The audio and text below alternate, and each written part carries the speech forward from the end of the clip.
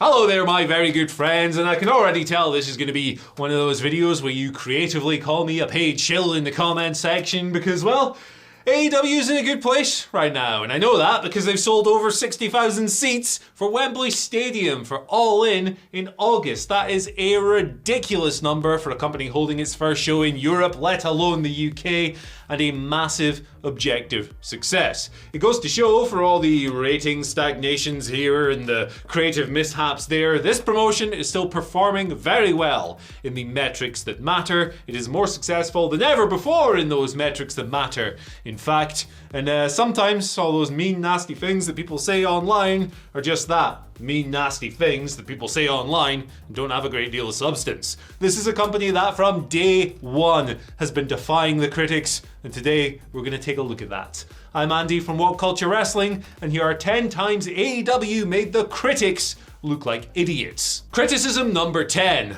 What is Jeff Jarrett doing here? Being the absolute best is what Jeff Jarrett is doing here. Look, Jeff Jarrett is 55 years old and one of the most misunderstood people in pro wrestling history. That was pretty evident when you go back and revisit the reaction to his debut in the company last year, when he showed up as the last outlaw in this kind of on-screen / behind-the-scenes hybrid role. There was a lot of cynicism surrounding Mr. Jarrett, and to be fair, he's been involved in some interesting things in the past, Hollow Global Force Gold, etc. However, since coming in, Jarrett has been nothing but a credit to the company, and he's done a phenomenal job as this kind of on-screen carny in his role, kind of scheming his way to title shot after title shot. It's been enriching the mid-card in AEW for ages. The act with Jay Lethal, Sanjay Dutt and Sanam Singh is a riot. It's a perfect mid-card heel gimmick type stable thing that you can use to elevate the baby faces on your show over and over and over again. The formula isn't even coming close to wearing thin, and Double J so far in AEW has been a complete success. Number 9. Nobody cares about this wrestler. Go back a couple of months ago. Do you remember that? Kenny Omega, El Hijo del Vikingo, Tony Khan makes a big announcement about it, calls it a dream match. He builds it up in advance, all that stuff, and then you go on Twitter and you see certain bad faith criticisms, and it's a familiar story. It's, why should I care? I have no idea who Vikingo is. This will never draw. It'll never work. What is AEW doing? Please, won't somebody think of the casual fan? Well, guess what? That turned out to be absolute pish, because not only was Kenny Omega versus Vikingo a match worthy of the Dream Match tag, but it was also one of the highest drawing Dynamite segments of the entire year. But Kenny versus Vikingo is merely the tip of the iceberg. This happens every single time AEW dares book something cool for its fans involving a wrestler that isn't already in the immediate American mainstream. People did this for Kazuchika Okada, for goodness sake. And yet, when AEW does book people from the immediate American mainstream, the same people who shout, I don't know who this is, suddenly are concerned with the amount of ex-WWE wrestlers that the company is using.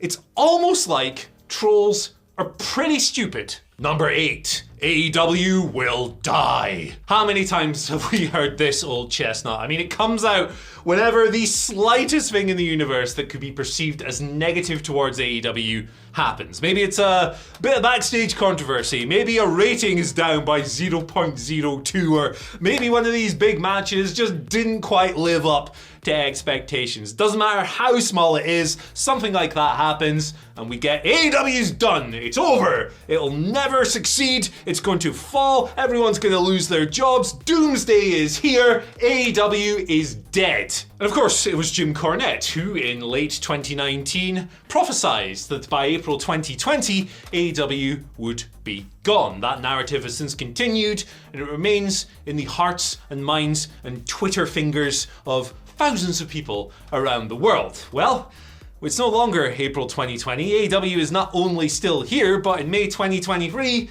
with Wembley and everything else, it's actually more prosperous than ever before. So maybe we should think twice before posting this nonsense online. Number 7, AEW doesn't tell stories. I think that this criticism, perhaps more than any others on the list, is just a convenient crutch for people to lean on when they don't really have that much of an argument and are trying to find a different way of saying, I don't like AEW. Which, by the way, is absolutely fine. You don't have to like AEW. In fact, I have plenty of my own constructive criticisms to offer the show that kind of annoy me a little bit every single week in between all the good stuff as well. But just be real about it. Don't make up silly nonsense like AEW doesn't tell stories. It's objectively false. And when you say a thing like that, all you're doing is telling the people who see this take that you don't watch the show. But I mean, come on, just look at something like the rise of Hangman Page, or MJF versus CM Punk, or CM Punk versus Eddie Kingston, or MJF versus Bryan Danielson, or a bunch of other stuff you could list off.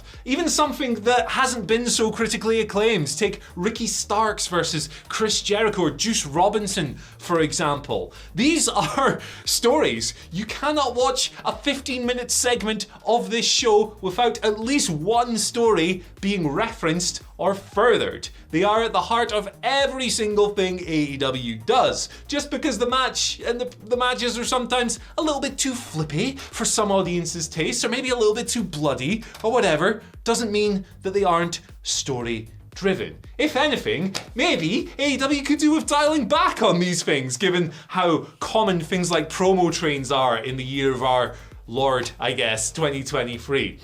It's a mad statement, it always has been, and it will continue to be that way unless AEW just gets rid of everyone and doesn't even hold matches anymore. I don't know. Number 6. These wrestlers will never get over. Orange Cassidy is probably the best example to use here because it continues today, and that's mental. Whenever this guy steps out onto the stage, he's getting a monster pop, and that level of investment only continues when he gets in the ring and starts working his unique gimmick and style. The sloth thing, the slacker, whatever you want to call it, is hugely over. Listen to the crowds. That's what over means. You don't have to like these wrestlers to admit they're over, and you shouldn't let your distaste towards them or the things you don't like about them get in the way of acknowledging that they are over. Darby Allin's another good example. He was too small, too weird, and Kenny Omega, well, he'll never work as a top-level star on American television. He's never going to get over as world champion. There's a bunch of other ones as well, including less obvious figures like Christian Cage, one of the most charismatic American/Canadian wrestlers of all time, who we were told by people who said he was never going to get over that his first few months in AEW were dry and boring. He headlined a pay-per-view, for goodness sake. And despite all these criticisms, what happens invariably when these people come out and do their thing? They get a thunderous reaction. Be it cheers when they're on the babyface side, or boos when they're heels. Do you know what that is? Overness. Number 5, Chris Jericho is finished. You'd think by now that people would have learned not to bet against pro wrestling's ultimate master of reinvention and call out things like, the man is done, he's over, he's finished, he's never gonna offer anything again. Yet despite this happening every single time, every single reinvention, every Le Champion, Painmaker, Jericho Appreciation Society, Inner Circle, whatever, we still get towards the end of a run when a little bit of steam is starting to fade away and he's not quite being as effective as he was. We still get people saying Chris Jericho is finished. And then what does he do? Invariably, he reinvents himself, he gets over again, and he becomes a huge boon to the product all the same. Yes, there are valid criticisms to be made about certain feuds he's had. Ricky Starks, Eddie Kingston, I think these storylines stand out as ones that went on a little bit too long and ultimately did a little bit of harm for the people Jericho was feuding with. Those are fair points, but to call the man finished, how many times does he have to prove that this is just an untenable take? I don't think this man will ever truly be finished until the day he retires. And even then, he'll probably still find ways of getting back over. The man is a genius when it comes to crowd manipulation and crowd reactions and all of that stuff.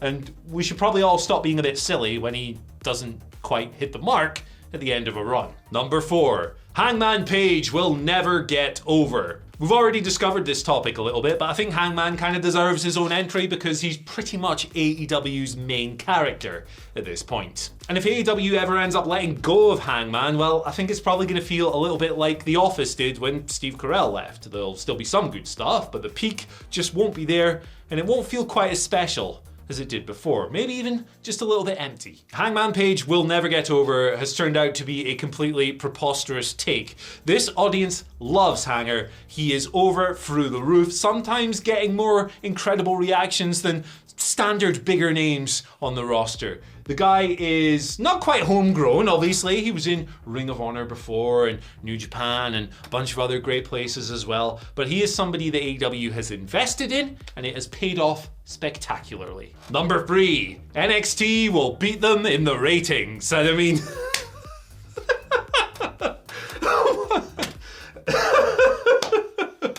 One week. They beat them in the ratings literally 1 week out of like 80. Good one. Number 2, why are they doing this WWE thing? Look, there's definitely a bunch of diet WWE stuff on AEW television at the moment. We've got some promo trains here, some invisible walls and invisible cameras over there. But if AEW's run so far has taught us anything, the promotion will eventually learn its lesson and move on from them, hopefully never to do them again. Or at least be a bit more sparing with them. But this is a general talking point that flares back up whenever AEW does something WWE adjacent as well. For example, if AEW books a contract signing, you're going to get a bunch of criticism online going, bet that contract signing's going to end originally in someone going through a table. When Hangman Page went off on paternity leave, people were like, well, I guess that's the Kenny Omega match over and not happening. And then when they booked a casket match for Revolution 2023, it was all casket matches are boring. None of these things ended up happening, and in the case of the last one, Christian Cage ended up entering one of the best heel performances of his entire career, and think of the ground that covers.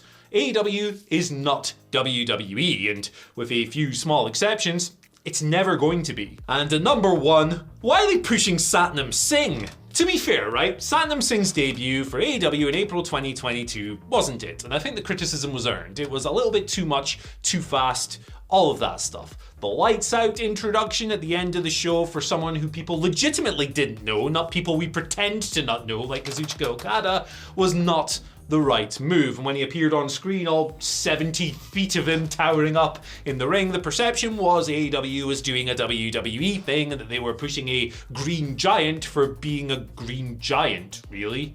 But AEW has since proven itself right in the way they push Satnam Singh. In fact, the way they push him is pretty similar to the way they push Danhausen. Satnam is a secondary character used sparingly and only ever in the right context. And speaking of context, he's really good in a bunch of different ones. He can be in the ring, just being this giant dude throwing people around and standing there like a brick wall that you can't get past.